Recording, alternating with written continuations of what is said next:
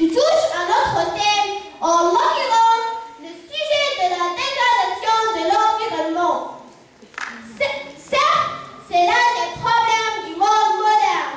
Nous devons tous y faire face, car c'est l'avenir des générations à venir qui est en danger.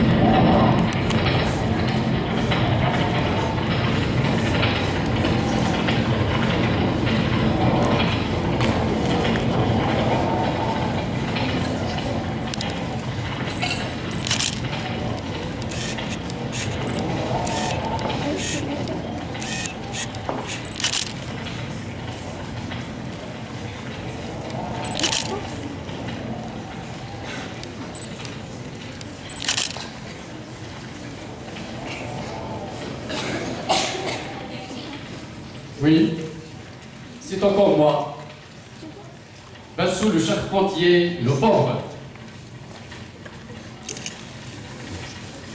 J'ai déjà écopé de plusieurs avertissements, c'est vrai, et j'ai été condamné à 3 mois de prison ferme, rien que pour avoir coupé quelques arbres dans la forêt, et avec une grosse amende en plus, 5000 dirhams. Mais qu'est-ce que vous voulez que je fasse? Qu'est-ce que vous voulez que je fasse?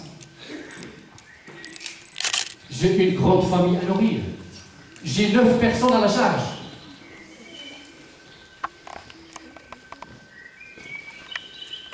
Mais, mademoiselle, madame, monsieur, sachez bien que la loi n'est pas toujours la loi, malheureusement. La loi n'est pas toujours équitable chez nous. Vous savez pourquoi? La semaine dernière, le camionneur de M. Skhali, vous le connaissez très bien, le fameux commerçant du village, a été appréhendé en flagrant délit avec, figurez-vous, 3 tonnes de charge de bois de cèdre sur la veine de son camion. Et le garde forestier respectueux de me surprendre, vous pouvez deviner. Non, c'est pas vrai ce que vous devinez. Il a été acquitté. Il a été acquitté, sans aucune amende. Il est libre, vous pouvez le retrouver dans le café du coin. Et monsieur Bassou, le charpentier, le pauvre, pour avoir coupé un petit arbrisseau, a été condamné à 3 mois de prison ferme. Quelle injustice!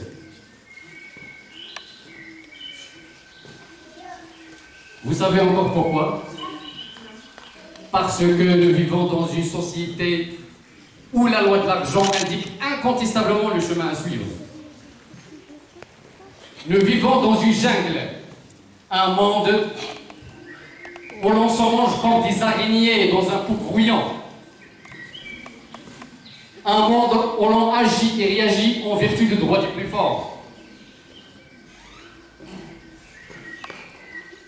Et quand j'ai posé la question à monsieur le garde forestier, notre respectueux garde forestier, mais pourquoi M. Saleh a-t-il quitté alors qu'il a un commerce d'agrandili? Excusez-moi, moi je connais mon devoir, c'est pas à vous de me faire des enseignes. Attention, et moi j'ai prêté serment. Mais respectez le serment que vous avez prêté, monsieur.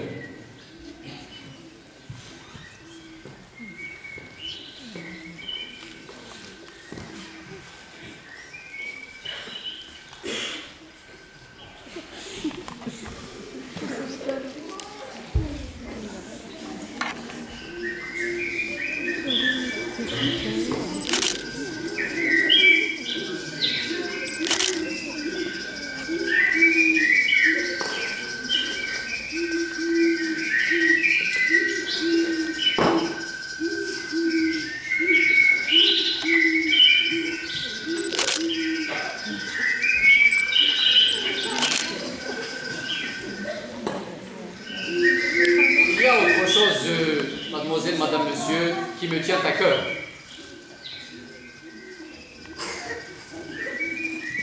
C'est quand on ne décarcasse la tête avec cette fameuse phrase protégeant la nature, respecter l'environnement. Vous savez que quand la chasse commence, ou la saison de la chasse commence avec elle aussi l'extermination de la faune. Tous les richards du village, avec leurs fusils à la main, tuent des milliers du gibier, des milliers de lièvres et de perdrix. Il y a quelques jours, M. Saleh, dont je viens de parler, a tué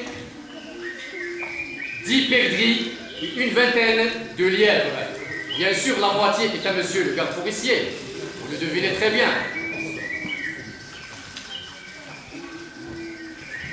Mais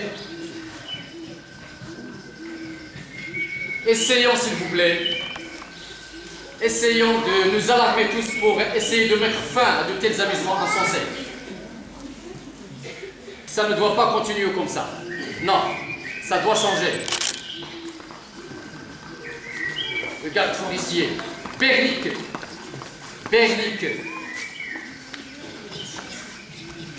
le garde forestier, le respectueux garde forestier.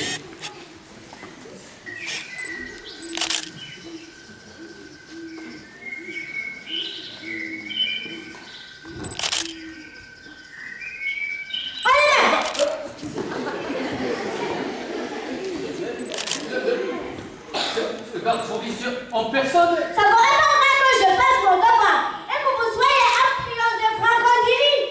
Mais j'étais... Mais quoi? Inspecteur que vous êtes? Ravageur ou quoi? Je n'ai rien fait, mais... Tiens. Vous fumez en plus. Ce n'est qu'une petite... Mais quoi? Vous n'avez rien à dire ici. La justice dira sa mort. Allez, main,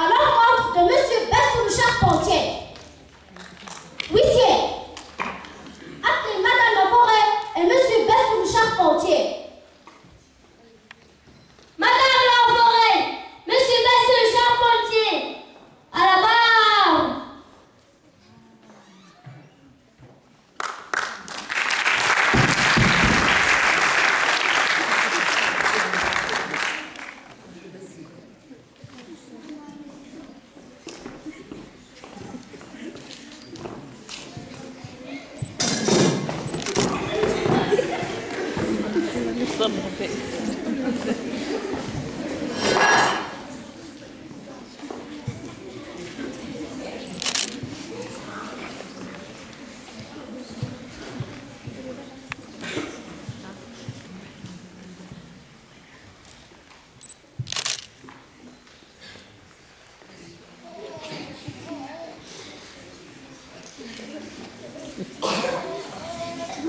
nom, prénom, âge et adresse. Je m'appelle Madame Laforêt-le-Chêne. Je suis née depuis des millénaires sur les hautes montagnes et je suis la seule survivante de la planète. J'attire la pluie, j'abrite la faune et la flore. Je purifie l'air et maintiens le sol contre les ondes. Monsieur Bassou le charpentier a massacré mes arbres et les a transformés en charbon et en bois de chauffage. Et à même défricher mes jeunes pousses. Rendez-moi justice, Madame la Présidente. Je meurs, je meurs.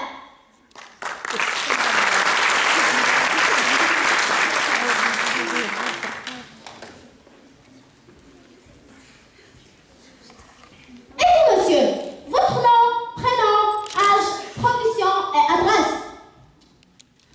Je m'appelle Monsieur Bassou le Charpentier, mais tout le monde m'appelle le districteur, Madame la Présidente. Je ne sais pas pourquoi. Mon âge, je l'ignore, Madame la Présidente, car dans notre famille, il n'y a pas d'état civil. Mais ma pauvre mère, que Dieu bénisse son âme, m'a dit qu'il m'avait mis au monde dans une jungle. À une époque où tout était beau, Madame la Présidente. Très, très beau. Il y avait beaucoup d'oiseaux, beaucoup de verdure, beaucoup d'animaux, beaucoup de rivières, beaucoup de forêts, Madame la Présidente. L'hiver était rude. Le printemps était beau. L'été était très chaud. Et le temps...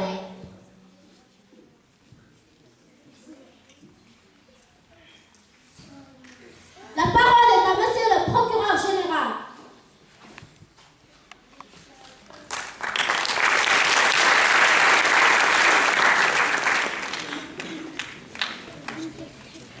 Madame la Présidente, Messieurs les jurés, l'accusation présentée par Madame Laforêt est réellement dangereuse. Notre environnement se dégrade de jour en jour, mais non seulement nos forêts, mais aussi nos mers, nos océans, nos rivières, l'air qu'on respire, la terre, l'espace. Nos villes sont surpeuplées, polluées par les déchets qu'on rejette partout. Nos terres sont épuisées par l'utilisation excessive des engrais, des insecticides, des éléments radioactifs de nos expériences nucléaires.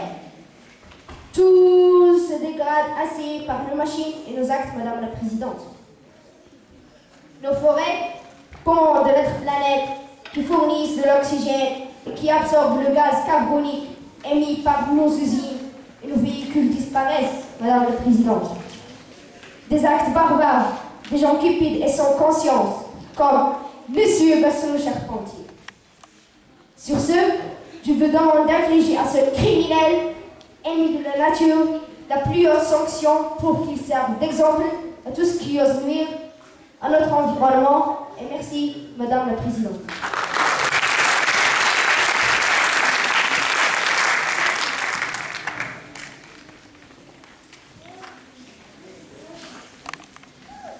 Vous avez entendu monsieur Bassou Charpentier? On vous accuse d'avoir nui à Madame Laforêt. Qu'en dites-vous? Non, Madame la Présidente. Comment?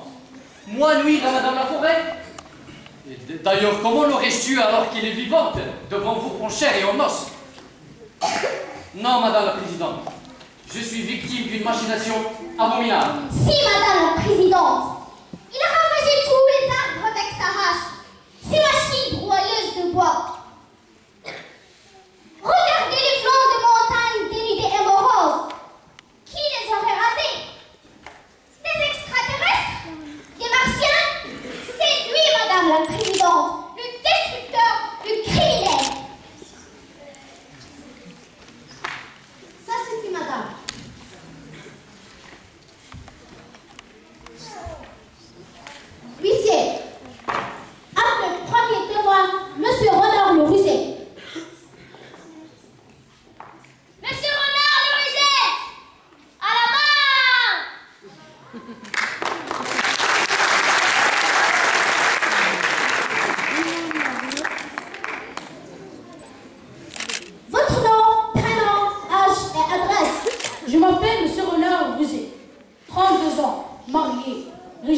carnivore, sans profession. Adresse, rue de la Gemme. Votre main droite est jurée de dire la vérité et rien que la vérité. Je jure de dire la vérité et rien que la vérité. Vous connaissez Madame Laforêt et Monsieur Bassoul Charpentier? Oui, je le connais parfaitement, madame. Vous pouvez déposer. Au nom de tous les animaux de la Gemme, je dépose en faveur de Madame Laforêt. En fait, Monsieur Bassoul, districteur, a causé tant de peine en coupant ses arbres et ses buissons. Nous aussi, nous en avons souffert. Nous sommes devenus des vagabonds, en quête d'un refuge sûr, loin de la persécution des chasseurs. Autrefois, nous vivions dans la quiétude, au milieu d'un environnement sain et plein de gibier. Un vrai paradis terrestre, Madame la Présidente. Des sources limpides et claires, des nuits sereines, pleines de beaux rêves, agrémentés de chants de brillants, de croisements de grenouilles. À présent, tout a changé. Le destructeur a démoli notre jungle à l'eau. Et merci, Madame la Présidente. Monsieur et Madame le Président, vous êtes disposés. Huissier, appelez le deuxième témoin, Madame la Perdrix. Madame la Perdrix, à la barre.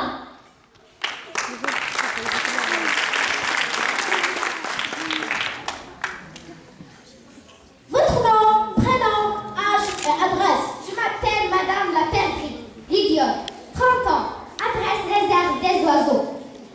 Parfait. Votre main droite est jurée de dire la vérité et rien que la vérité. Je jure de dire la vérité et rien que la vérité. Vous connaissez Madame Laforêt et Monsieur Bassoul Charpentier? Oui, Madame la Présidente, je les connais très bien. Parfait. Déposez. On vous écoute, Madame. Je témoigne au nom de tous les oiseaux de la réserve en faveur de Madame Laforêt. La pauvre a longtemps résisté à la perception de Monsieur Bassoul Charpentier, le destructeur. Il a épargné ni arbre, ni buisson, ni branche. Par conséquent, on n'a plus d'abri, plus de nourriture. Notre environnement est devenu malsain et notre vie monotone. Nous avons perdu le paradis des temps passés. Plus de ramage, plus de joie, plus d'harmonie. Alors, nous étions obligés de quitter les lieux à la recherche. Le pauvre homme, que Dieu lui pardonne son grave péché. Merci, Madame la Perdrix. Merci, Madame la Perdrix. Vous pouvez disposer.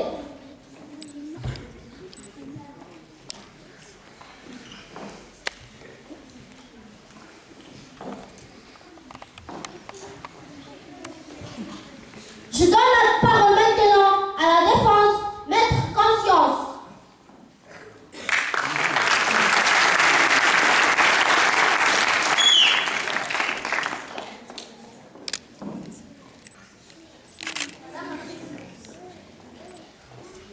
Madame la Présidente, Monsieur le jury, on accuse séparément mon client d'avoir nui à Madame Laforêt. Certes, Monsieur Renard et Madame la Perdrix l'ont bel et bien confirmé par leur témoignage. Leurs propos émanant d'une profonde et amère endurance. Mon client est donc coupable à vos yeux et mérite d'être sanctionné. Cependant, Madame la Présidente, une question très pertinente s'impose. De quoi M. Bassoul s'est servi? De quoi M. Bassoul s'est servi?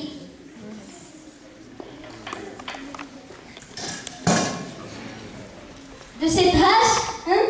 De cette hache?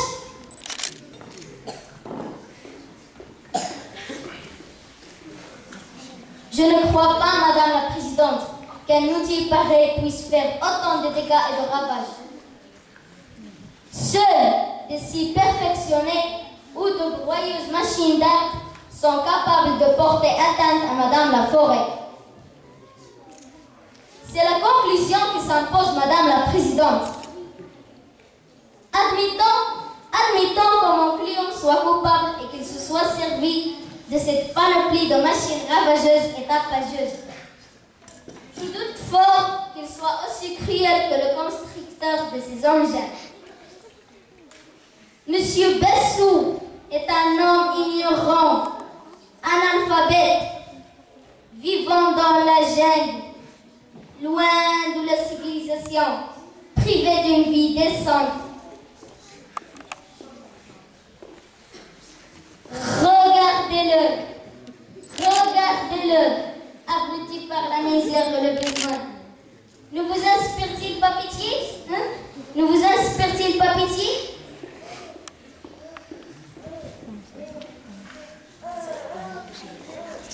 Monsieur Bessou le charpentier, surnommé le destructeur, est en fait un grand serviteur.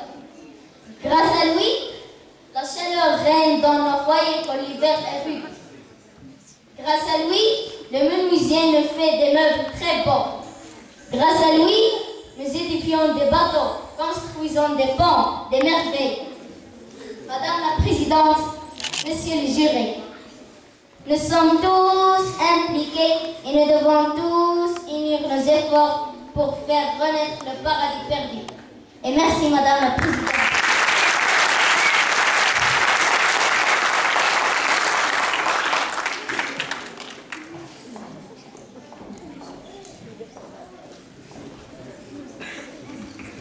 Accusé, avez-vous quelque chose à ajouter? Non, Madame la Présidente. Je voudrais tout simplement dire que je suis un homme innocent.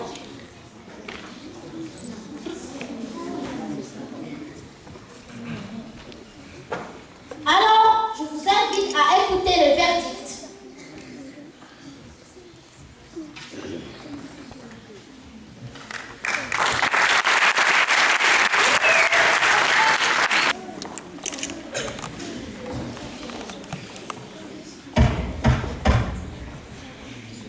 Après les délibérations du juré, la Cour vous condamne à un an de travaux forcés. Vous êtes tenu de reposer tous les terrains du Frichy. Et si vous récidivez, la sanction sera plus lourde. La séance est levée. Huissier, conduisez le prisonnier. Non! Quelle justice aveugle! Quelle justice aveugle! Mais pourquoi que ce serait lui?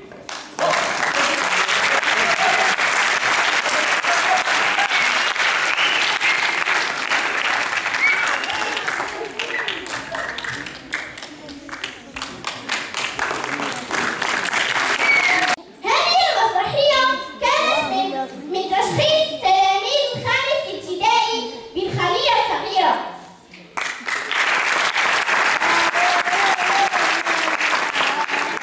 قام بدور le garde policier Selma Seyfti.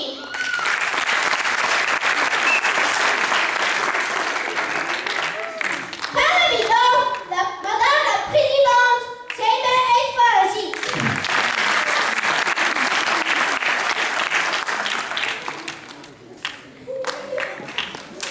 قام بدور le juré Manan Aïtidil Walidal Aïtsim.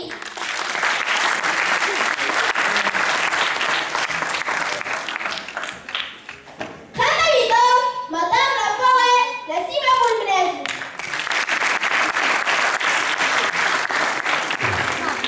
قام بدور huissier Nizar Suri.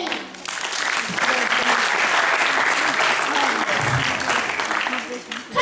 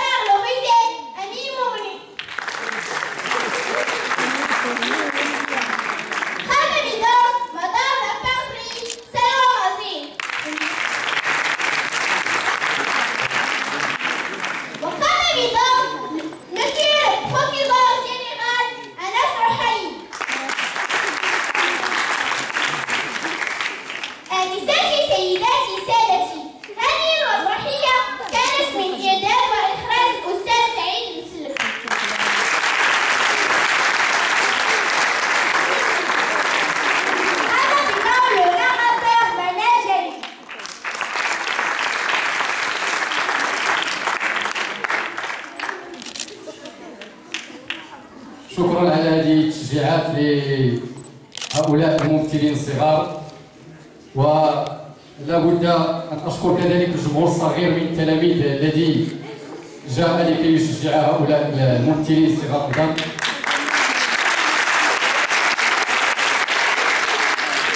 أشكر كذلك الجمهور الكبير من الزملاء والزميلات الأساتذة والأستاذات الذين أبوا إلى أن يأتوا لكي يشجعون على هذا العمل من أجل الأطفال.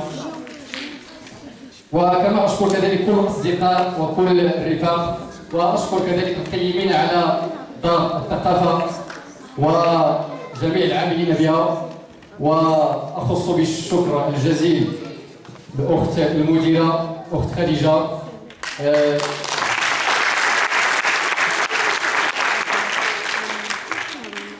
التي منذ أن وطأت قدمها دار الثقافة بأزلال لمسنا فيها تلك الحريصة على حمل ذلك الهم من أجل المساهمة في بناء الصرح الثقافي بالمنطقة.